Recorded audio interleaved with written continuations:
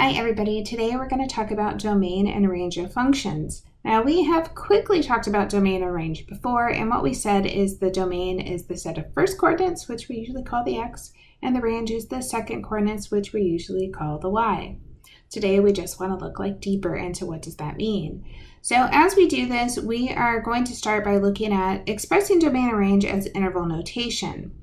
When you write interval notation, you want to start with the smallest number first, and then you want it to get larger. So we're always reading left to right, just like we do words, we do math the same way. You use parentheses anytime you want something to be open, and use a bracket anytime you want something to be closed.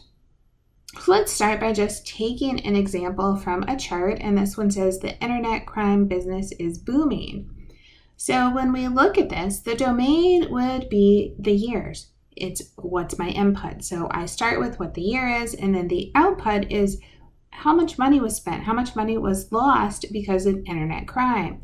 So if I wanted to express the domain of this function, and if I want to write it as an interval, I would do a closed bracket and say we started in the year 2015 and we stopped the year 2021. So I have my smallest to my largest. And then the range, I look for what was the least amount of money that was lost, and it happens to be in 2015, it was 1.1 billion. And then the most, as I'm reading left to right, I see that 6.9 happens to be the most, so I say 6.9 and it's closed.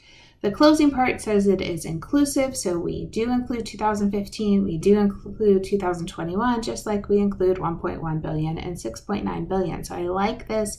Looking at things we're used to, like reading charts, is our start of thinking about domain and range. So of course we have to take that into other types of graphs. So let's look at this graph, and I'm going to start with domain. So I'm only looking at the x value. So looking far on the left, my first x value is -12, and it has a closed dot, so I'm going to put a square bracket. And then when I go over to the right, the last x value I see is 10, so I say comma 10, square bracket again. With the domain, I need to look up and down. So when I look down, the smallest thing I see is -4, again, including it because it's a closed dot. And then the highest value I see is +4, another square bracket. Now, you could be asked to write this as an interval notation, but you could also be asked to write this as an inequality. So as an inequality, we're still saying that we start at -12, but we're going to say -12 is less than or equal to x, which is less than or equal to 10. Very similar, I look at the range, I say -4, but now I want to say less than or equal to y, which is less than or equal to +4. So just remember to use x with the domain as an inequality and y with the range of an inequality. So here's another graph, kind of looks like a big W, but notice this time it has arrows, so it's saying it's continuing to the left, it's continuing to the right. So when I look at the domain, this is going to go from -infinity to infinity. I do not have a smallest x value. I do not have a largest x value. Those arrows tell me it continues. But when I look at the range and I'm looking up and down, the smallest thing I see is a -4, and we're going to include it. But since the arrows go up, we're going to say it goes to infinity. Infinity is always going to be open as you use interval notation, so I never want to see square brackets around that infinity sign. So here's something quite different. It's just a line. So here I have a horizontal line, and I can see it goes through the number 4. Now the domain is where do I start? So the x value where I start is 0. The x value where I stop is 7. So my domain, 0 to 7 inclusive. But the range is a single number. So with a single number, you don't have an interval to write. So when that happens, you're going to write a set, and you just write the number inside of it. So I don't go 4 to 4, I just say singular 4 as my range. A little bit different look, this time I have a closed dot on one side and I have an open dot on the other side. So let's start with domain, and when I'm looking over at the left, I can see I'm starting at 0, closed dot says closed bracket, so 0. Go over to the right and I see I go to 6, but because it's open, I use an open parenthesis. When I look at the range, again looking up and down, the smallest value I see is -4, but that's open, so I use an open parenthesis. The highest value I see is 2, so I go to 2 and I say a closed parenthesis. When I have something like this, we call it like half open. You could also say half closed. I think it just depends on how you view it. So you could say half open, half closed, whatever makes you happy. So now that we know how to look at domain and range from a graph, let's move on to finding the domain algebraically. And typically there are two things you're looking for. You're looking for rationals and radicals. With the rationals, you're looking for if there is an x in the denominator. If there is, we want to restrict any values that make the denominator equal to 0. If there is a square root or any other even root, then we need to set the expression greater than or equal to 0 because we can't take an even root of a negative number. Of course, both things could happen at the same time, and what that would really switch to is an inequality that is strictly greater than 0 instead of greater than or equal to. So let's do a bunch of examples. I'm starting with f of x is 1 over x plus 3. So the only value I need to exclude is when x plus 3 equals 0, which says x is equal to negative 3. So I want to exclude this value. So sometimes in your homework, it'll say something like, what value should be excluded? And you would say exclude negative 3. If instead it says, write the answer in interval notation, you might want to draw just a quick little number line, look at the number negative 3, and think there are numbers on the left, there are numbers on the right. Numbers on the left go negative infinity to negative 3, leave it open, union, negative 3 to infinity. So what we did is we took the number line and we just eliminated this negative 3. So I have two different parts. The second one, I have g of x equals 2x minus 8. I don't have a radical, I don't have a rational, which means the domain is negative infinity to infinity.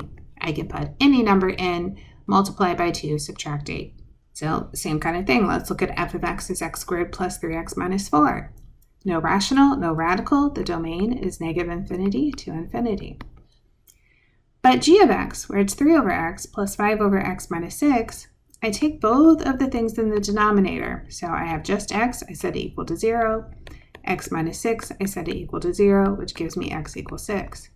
I'm going to draw a little number line. I'm going to put on 0, and then I'll put on 6 also. And I'm thinking I take out that point, and I take out that point. So my first interval is negative infinity to 0, which is open. Then my second interval is 0 to 6.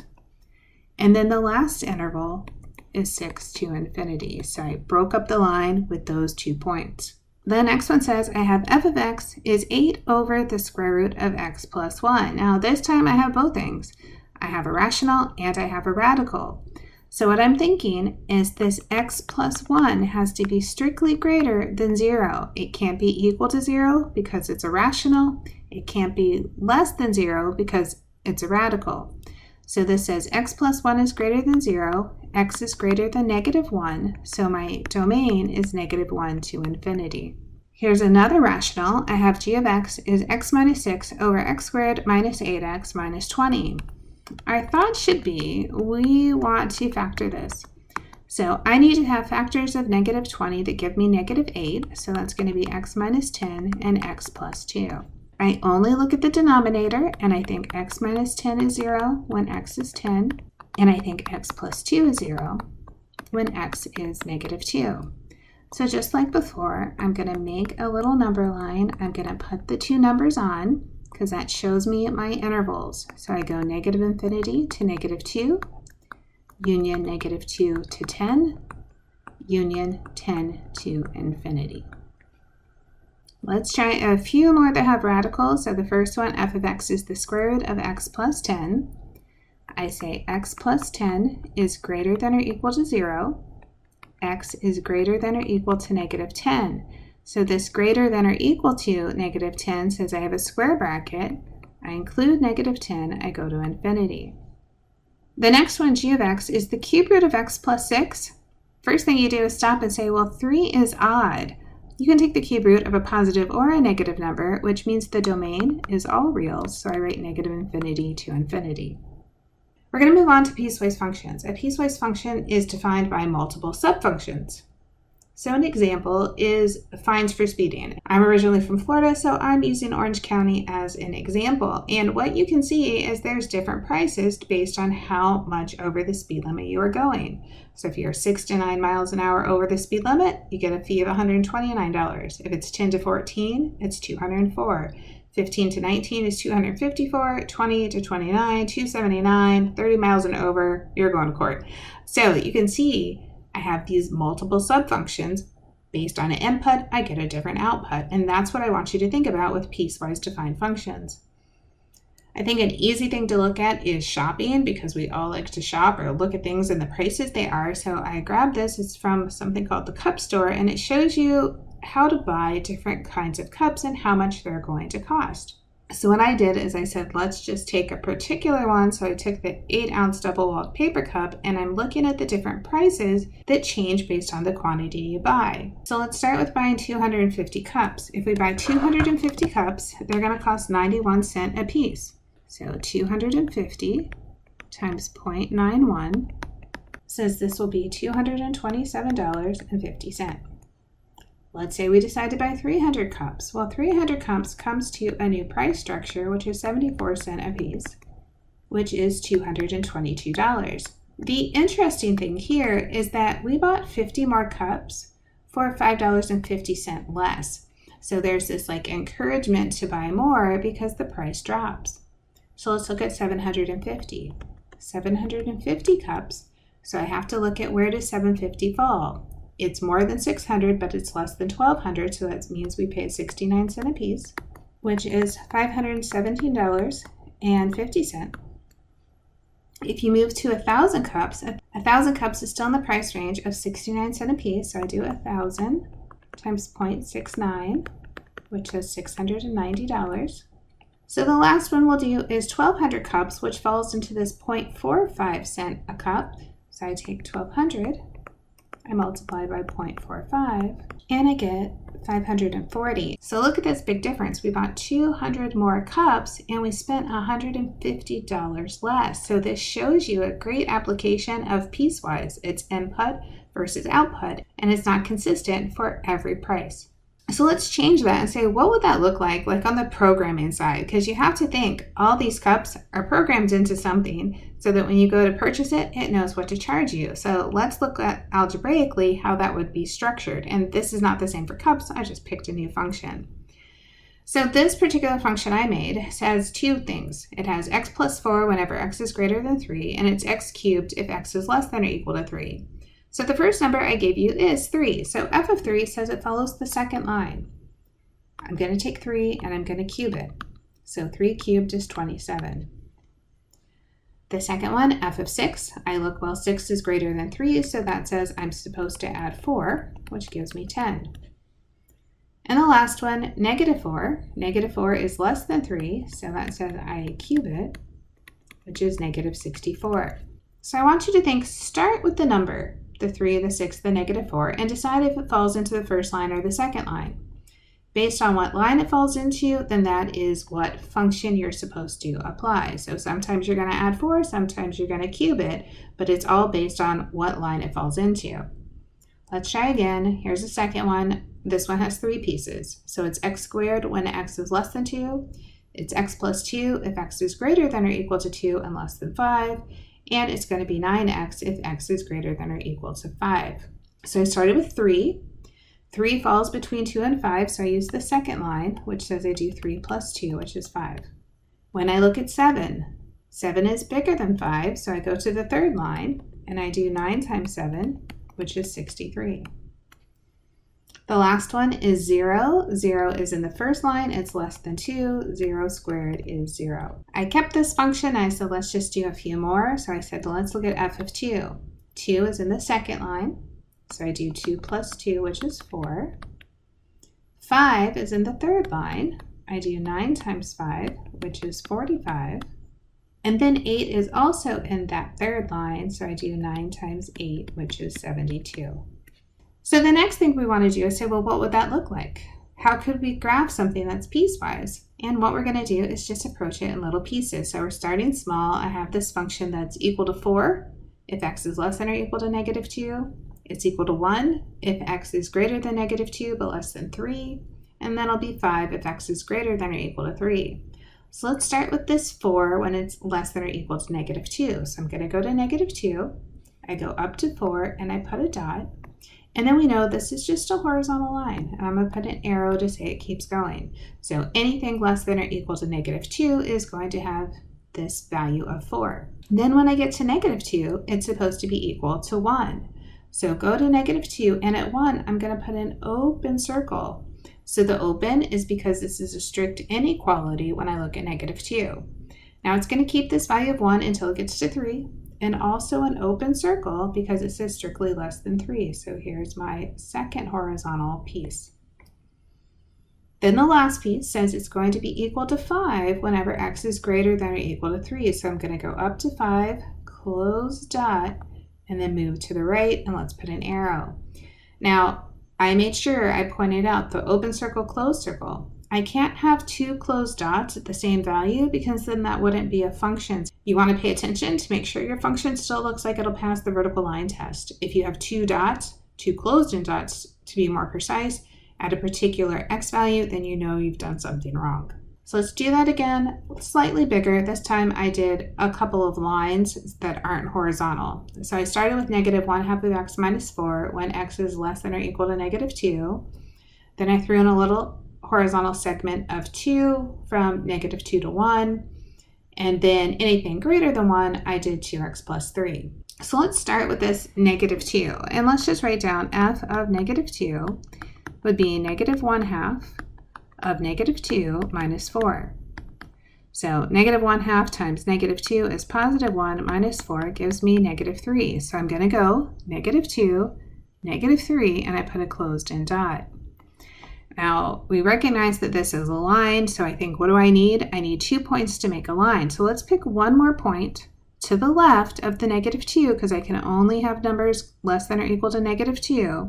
And I'm going to pick -4 just because I know I need to multiply by 1/2 and I don't want to get some kind of fraction to have to graph. So I have -1/2 times -4 and then minus 4.